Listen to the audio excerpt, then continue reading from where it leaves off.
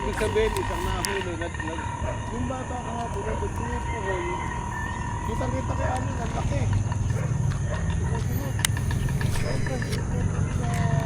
Mag-islang daw. Ayun na.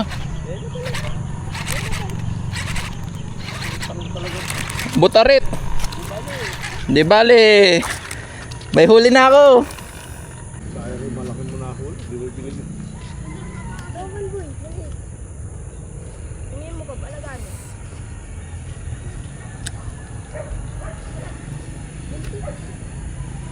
Nakihingi kayo ng lure. May lure na kayo.